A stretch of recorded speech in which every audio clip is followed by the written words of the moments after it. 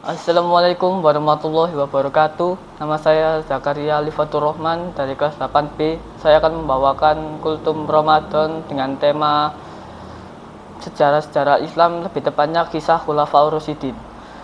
Apa sih itu Khulafaur Rasyidin? Dalam bahasa Arab disebut Khalifah Ar-Rasyidin adalah 4 orang khalifah pemimpin pertama agama Islam yang dipercaya oleh umat Islam sebagai penerus kepemimpinan Nabi Muhammad SAW setelah ia wafat. 4 orang tersebut 4 sahabat dekat Nabi Muhammad SAW yang tercatat paling dikenal dalam membela ajaran yang dibawanya. Tugas Khulafaur Rasyidin. Tugas Rasulullah meliputi 2 hal, yaitu tugas kenabian dan tugas kenegaraan. Sedangkan tugas Khulafaur Rasyidin hanya menggantikan tugas sebagai kepala negara, pemerintah, dan pemimpin umat.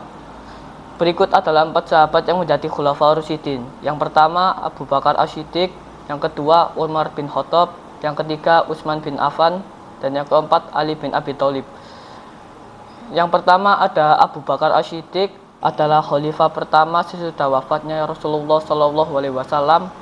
Awalnya Abu Bakar merupakan salah seorang petinggi Mekah dari suku Quraisy, lahir dengan nama Abdus Syam.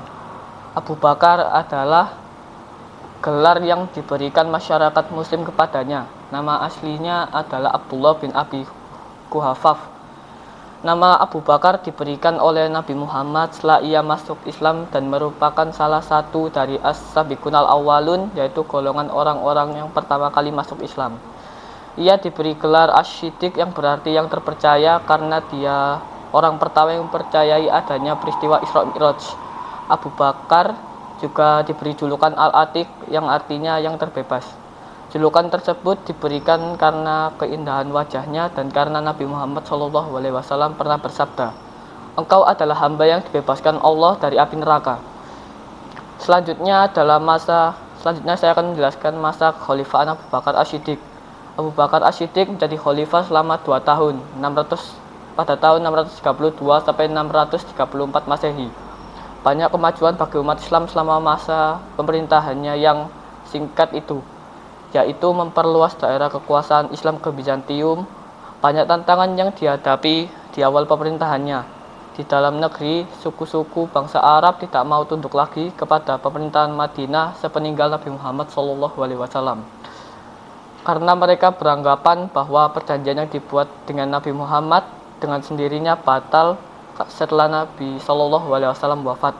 Karena sikap keras kepala dan penentangan mereka dianggap sebagai membahayakan agama dan pemerintahan Islam, Abu Bakar As-Siddiq memerangi mereka sehingga terjadi perang Ridho, yaitu perang melawan kemurtadan, di mana Khalid bin Walid ditunjukkan sebagai panglimanya. Setelah menyelesaikan urusan perang dalam negeri, barulah Abu Bakar mengirim kekuatan keluar Arabia. Khalid bin Walid dikirim ke Irak dan dapat menguasai wilayah Al-Hira di tahun 634 Masehi. Selanjutnya adalah kisah keteladanan Abu Bakar As-Siddiq. Diriwayatkan dari Urwah bin Az-Zubair, dia berkata, "Aku pernah bertanya kepada Abdullah bin Amr radhiyallahu anhu tentang perbuatan kaum musyrikin yang paling meyakinkan Rasulullah.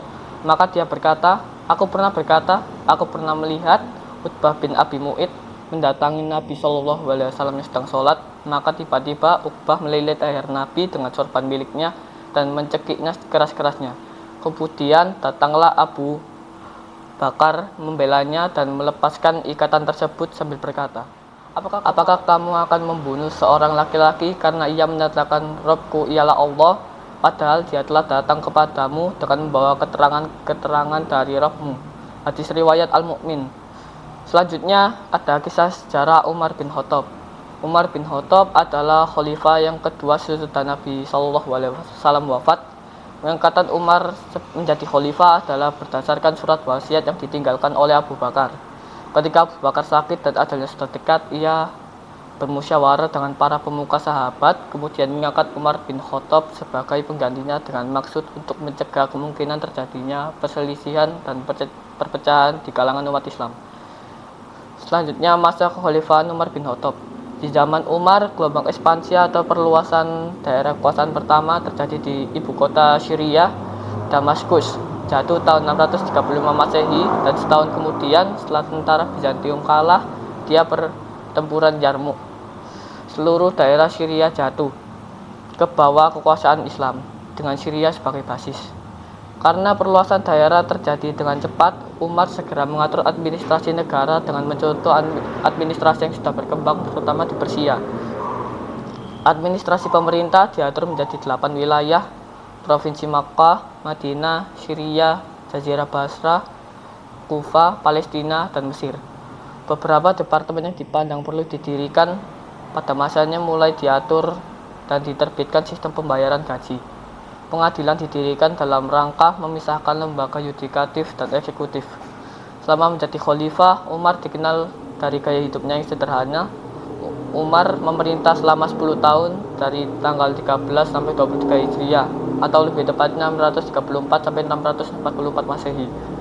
Masa jabatannya berakhir dengan kematian. Ia dibunuh oleh seorang Majusi atau budak dari Persia. Selanjutnya ada kisah Utsman bin Affan, adalah khalifah ketiga dalam sejarah Islam. Pengangkatan Utsman tidak seperti pengangkatan khalifah sebelumnya. Utsman diangkat menjadi khalifah setelah diadakan musyawarah oleh para sahabat yang ditunjuk oleh Umar melalui surat wasiatnya. Hal tersebut dilakukan setelah Umar bin Khattab tidak dapat memutuskan bagaimana cara terbaik menentukan khalifah penggantinya. Segera setelah peristiwa penikaman dirinya oleh Fairuz, seorang majusi Persia, Umar mempertimbangkan untuk tidak memilih pengganti sebagaimana dilakukannya oleh Rasulullah. Umar menunjuk 6 orang sahabat sebagai dewan formatur yang bertugas memilih khalifah baru. Keenam orang itu adalah Abdurrahman bin Auf, Sa'ad bin Abu Waqqas, Talha bin Ubaidillah, Zubair bin Awam, Utsman bin Affan, dan Ali bin Abi Thalib. Di masa pemerintahan Utsman 644 sampai 655 Masehi, Armenia, Tunisia, Siprus, Rhodes, dan bagian yang tersisa dari Persia berhasil direbut. Ekspansi Islam pertama berhenti sampai di sini dengan adanya perluasan wilayah, maka banyak para sahabat yang mendatangi wilayah tersebut dengan tujuan mengajarkan Islam. Utsman bin Affan adalah sahabat Nabi dan juga khalifah ketiga dalam Khulafaur Rasyidin. Ia dikenal sebagai pedagang kaya raya dan ekonom yang handal namun sangat dermawan. Banyak bantuan ekonomi yang diberikan kepada umat Islam di awal dakwah Islam. Ia mendapat julukan Dzunurain yang berarti yang memiliki dua cahaya. Selanjutnya ada cerita dari Khulafaur Rasyidin bernama Ali bin Abi Thalib. Ali dilahirkan di kota Mekah di daerah Jazirah Arab sekitar 10 tahun sebelum kenabian Muhammad SAW. Ayahnya adalah Abu Thalib, paman Nabi SAW, bin Abdul Muthalib, bin Hashim, bin Abdi Manaf, bin Qusay. Ibunya adalah Fatimah binti Asad, bin Hashim, bin Abdi Manaf. Sebelum datangnya Islam, keluarga Hashim terkenal sebagai keluarga yang mulia, penuh kasih sayang, dan pemegang kepemimpinan masyarakat. Sejak kecil, Ali dikenal sebagai anak yang cerdas dan pemberani. Ali mengikuti Nabi SAW sejak umur 9 tahun. Ia juga termasuk dalam golongan yang pertama kali mengakui kenabian Muhammad SAW. Ia dikenal sebagai sosok yang gagah berani dan sederhana atau zuhud. Keberaniannya itu pula ia tunjukkan untuk membela panji-panji Islam dalam perang Badar, di mana pasukan muslimin hanya sedikit sedangkan kaum kafir yang menyerang berlipat-lipat jumlahnya. Ali menjadi penyemangat kaum muslimin sehingga meraih kemenangan seluruh peperangan Rasulullah diikuti oleh Ali kecuali perang Tabuk. Rasulullah meminta menetap di Mekah untuk menjaga stabilitas wilayah di kaum munafik. Setelah Rasulullah wafat, ia lebih suka menyepi, bergelut dengan ilmu, mengajarkan Islam kepada murid-muridnya. Pada masa inilah kemudian mengasah diri sebagai seorang pemikir.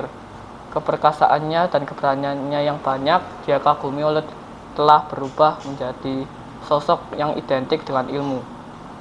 Ali terinspirasi oleh kata mendiang Rasulullah, "Jika aku ini adalah kota ilmu, maka Ali adalah pintu gerbangnya." Demikian penjelasan kultum saya tentang sejarah Islam atau lebih tepatnya Khulafaur Rasyidin. Kurang lebihnya saya mohon maaf. Akhirus salam. Wassalamualaikum warahmatullahi wabarakatuh.